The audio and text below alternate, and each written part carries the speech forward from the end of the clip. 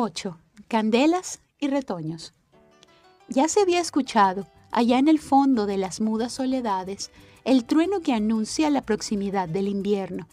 Ya estaban pasando hacia el occidente las ramazones de nubes que van a condensarse sobre la cordillera, donde comienzan las lluvias que luego descienden a la llanura, y ya estaba el fusilazo del relámpago al ras del horizonte en las primeras horas de la noche. El verano empezaba a despedirse con el canto de las chicharras entre los chaparrales resecos. Amarillaban los pastos hasta perderse de vista y bajo el sol ardoroso se rajaban como fauces sedientas las terroneras de los esteros. La atmósfera, saturada del humo de las quemas que comenzaban a propagarse por las sabanas, se inmovilizaba en calmas sofocantes durante días enteros, y solo a ratos, como anhelosos resuellos de fiebre, soplaban breves ráfagas ardientes. Aquella tarde había llegado a su apogeo la modorra de la canícula.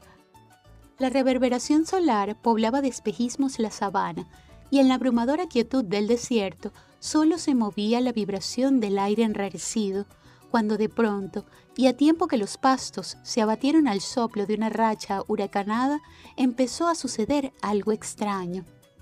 Bandadas de aves palustres que volaban hacia el sotavento lanzando graznidos de pánico, numerosas yeguadas, reses sueltas o en madrinas que corrían en la misma dirección, unas rumbo a los corrales del hato, otras hacia el horizonte abierto, en precipitada fuga.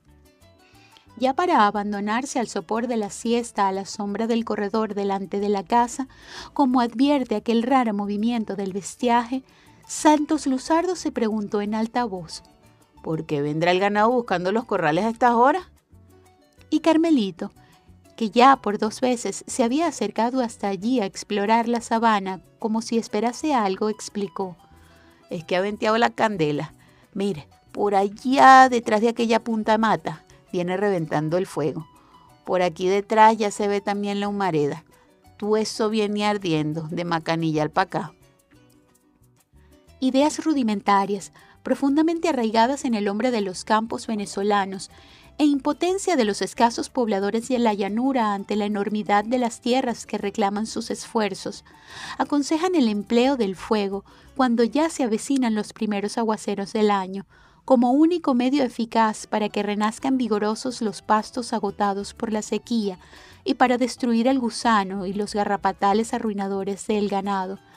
Y es costumbre, casi obligación de solidaridad, que todo llanero le pegue candela a los pajonales secos que encuentre a su paso, así pertenezcan a fincas ajenas. Pero Santos no había permitido que se hicieran tales quemas en Altamira, por considerar perjudicial el rudimentario procedimiento del fuego, y contra las opiniones de Antonio Sandoval, se empeñó en hacer la experiencia de recurrir a la rotación de los rebaños para acabar con los garrapatales y de esperar a que los pastos se renovasen por sí solos cuando comenzaran las lluvias, para comparar los resultados mientras estudiaba la manera de introducir un sistema racional de cultivos de las praderas. Debido a esto, seco todo Altamira, el fuego tenía que propagarse con violencia, y en efecto, a poco el rojo anillo se corrió por el horizonte y cundió en obra de momentos por todo el vasto paño de sabana. Los chaparrales oponían, acá y allá, una desesperada resistencia, pero se precipitaban sobre ellos las llamas, girando y silbando enfurecidas, se encrespaban en la refriega, se empenachaban de negras humaredas, resonaba el tiroteo del estallido de los bejucos, y cuando ya aquel núcleo de resistencia había desaparecido, el fuego victorioso volvía a cerrar filas y proseguía el avance rápido, amenazando rodear las casas. Estas no corrían peligro, gracias a los cortafuegos naturales de los medanales y paraderos de ganado que las circundaban, pero el aire ardiente que soplaba sobre ellas se hacía irrespirable por momentos. Parece que esto hubiera sido hecho a propósito, observó Santos. Sí, señor, murmuró Carmelito. Estas candelas como que no vienen para acá por cuenta de ella sola. Era el único peón que estaba por allí. Los demás, incluso Antonio Sandoval, Se habían ido después del almuerzo a continuar la batida de los caños poblados de caimanes y se había quedado rondando en torno a la casa como si montara guardia, porque un veguero con quien se encontró de camino la noche anterior le había comunicado que, estando en la pulpería del Miedo, oyó conversar a los mondragones de algo que por allá se fraguaba contra Altamira para el día siguiente. Y reservó la noticia porque quería darle a Santos, él solo, una prueba inequívoca de su lealtad, pero sin hacer ostentación de ella. Por muchos que sean los que vengan de allá, se había dicho. Entre el doctor y yo, él con su rifle y yo con mi recortado, no los dejaremos acercarse. Pero ahora acababa de comprender que eran aquellas candelas lo que debía de venir del Miedo, y se dijo, menos mal, porque a estas las atajan los peladeros de la sabana. Las atajaron, en efecto, pero cuando, roto en leguas errantes por los medanales y abandonado del viento en la calma del atardecer, se extinguió por fin, el incendio, el vasto paño de sabana carbonizado que se extendía hasta el horizonte bajo un cielo fulginoso, era un paisaje fúnebre, iluminado por una hilera de antorchas agonizantes, allá en Macanillal, donde habían sido plantados los postes de la cerca. Fue la rebelión de la llanura, la obra del indómito viento de la tierra y límite contra la innovación civilizadora. Ya la había destruido y ahora reposaba como un gigante satisfecho, resollando a rachas que levantaban torbellinos de cenizas. Pero al día siguiente y durante varios consecutivos, el incendio reapareció por distintos puntos. Las cimarroneras, desalojadas de sus breñales, se regaron por todas partes, aumentando el peligro a que se exponían los habaneros en el apresurado pique de los rebaños para conducirlos a comederos inaccesibles al fuego. Se dio el caso de que se atarillaran atajos enteros de bestias salvajes en la huida continua, y el ganado manso, que no se alzó al contagio de los cimarrones, regresaba por las tardes a los corrales, extenuado y hambriento. Solo se salvaron del fuego aquellos paños de sabana que estaban defendidos por los caños que surcaban la finca, pero costó trabajos inauditos lograr que se refugiara en ellas la hacienda que no se hubiera dispersado por los hatos vecinos. Esto es obra de doña Bárbara, afirmaban los peones de Altamira. Aquí nunca se habían visto quemazones como esta. Y Pajarote propuso, denos permiso, doctor Luzardo, y un par de cajas de fósforo, que es todo lo que necesitamos yo y mi vale María Nieves para pegarle fuego al Miedo por los 4 costados. Pero una vez más, el enemigo de las represalias se replicó. No, Pajarote, procuraremos capturar a los culpables, si realmente los hay, para remitírselos a las autoridades a fin de que se les aplique el castigo consiguiente. Y hasta Lorenzo Barquero, saliéndose de su habitual ensimismamiento, aconsejó las represalias. Si es que los hay, dice. ¿Dudas todavía de que todo esto no sea obra de tu enemiga? ¿No es de los lados del Miedo donde viene ese fuego? Sí, pero para hacer una acusación de esa naturaleza necesito estar seguro, y hasta ahora no tengo sino simples presunciones. Acusación. ¿Y quién ha dicho que se necesite acudir a las autoridades? Tú no eres un luzardo. Haz lo que siempre hicieron todos los luzardos. Mata a tu enemigo. La ley de la tierra es la bravura armada. Hazte respetar con ella. Mata a esa mujer que te ha jurado la guerra. ¿Qué esperas para matarla? Era la brusca rebelión del hombre, el rencor de largos años sepultado dentro de un alma envilecida. Algo viril, por fin, brutal, pero con todo menos innoble, menos abyecto que aquella relajación de la dignidad que lo había hecho entregarse al alcohol para olvidar su miseria.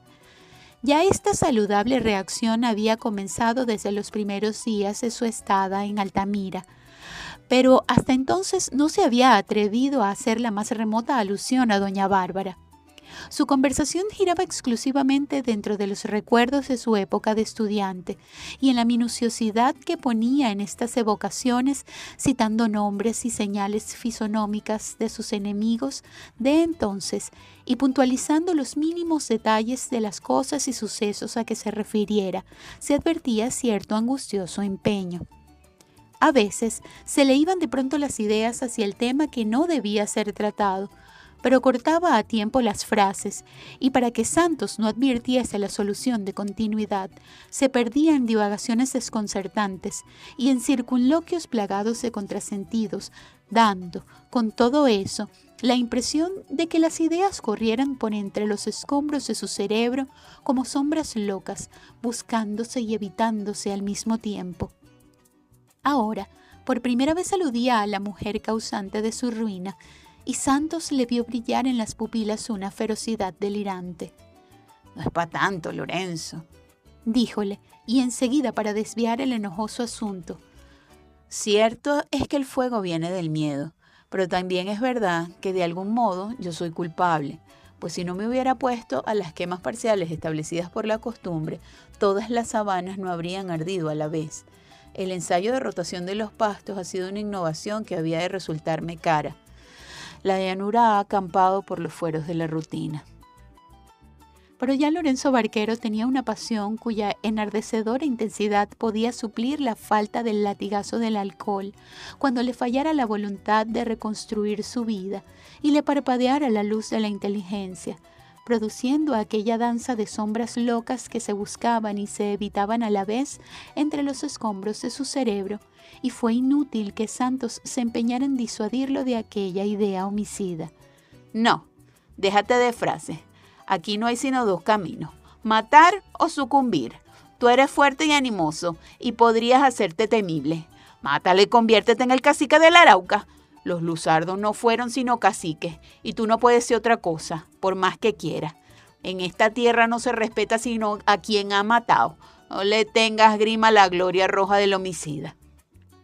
Entretanto, en el miedo, también retoñaban las viejas raíces. Después de aquel fracasado intento de reconstrucción de su vida, la tarde de la entrevista con Luzardo, doña Bárbara había pasado días de humor sombrío, entregada a maquinar venganzas terribles, y noches enteras en el cuarto de las conferencias con el socio. Pero como éste no acudiera al conjuro, su irascibilidad era tal que nadie se atrevía a acercársele. Interpretando esto como signo de una guerra definitivamente declarada a Santos Luzardo, Balbina Paiva fraguó el plan de las quemas de Altamira para recuperar los perdidos favores de su amante, anticipándose a los designios que le atribuía, y encargó la ejecución a los mondragones supervivientes, que otra vez habitaban la casa de Macanillal, y eran las únicas personas que en el miedo obedecían órdenes suyas. Pero como mantuvo en secreto su iniciativa por aquello de Dios libre a quien se atreva contra Santos Luzardo, doña Bárbara a su vez interpretó los incendios que asolaban Altamira como obra de los poderes que la asistían, puesto que la destrucción de la cerca con que Luzardo pretendía ponerle límites a sus desmanes no había sido realización de un deseo suyo, y se apaciguó con la confianza de que sí caerían, a su debido tiempo, las otras vallas que la separaban del hombre deseado, y que cuando ella lo quisiese, ése iría a entregársele con sus pasos contados. Realmente, parecía como si una influencia maligna reinara en Altamira. Después de la afanosa brega del día, picando los ganados sedientos para acostumbrarlos a los bebederos que no se hubieran secado, exponiendo la vida entre las cimarroneras esparcidas, aún había que estar alerta por las noches contra el ataque de los zorros rabiosos, que recorrían en manadas las sabanas y se metían en las casas, y contra las serpientes, que también las invadían huyendo del fuego. Y como si todo esto fuese poco, al entrar en la casa, tener que soportar el desagradable espectáculo que ahora daba Lorenzo Barquero, con su rencor impotente vibrándole en la voz trabajosa, y con su empeño de que él se lanzara por el camino de las represalias contra doña Bárbara, para que se pusiera su brazo al servicio del deseo vengativo que ahora le hervía en el pecho. Finalmente, y para colmo, Marisela. Despechos de su ilusionado amor estaban convirtiéndola en una criatura desagradable. En su lenguaje habían reaparecido todas las exclamaciones vulgares y las palabras incorrectamente pronunciadas que tanto trabajo había costado hacérselas abandonar. Y era un chaparrón de gruñidos soltados a propósito en cuanto abría la boca para responder a algo que él le preguntara. Un plan premeditado de hacer todo lo que pudiese desagradarle, un mal humor perenne y un chocante replicar en cuanto él insinuaba alguna advertencia. ¿Y por qué no me dejas de ir otra vez de vuelta para mi monte, pues? Pero entre tanto seguían pasando las rumazones de nubes, cada vez más espesas. Se iba haciendo más frecuente el fusilazo del relámpago nocturno al ras del horizonte, y todas las madrugadas se las pasaba cantando el carrao que anuncia la estación lluviosa. Observando las señales del tiempo, dijo por fin Antonio: Ya está lloviendo en la cordillera. Ahorita cambia el relámpago y no tarda en venir el barinés.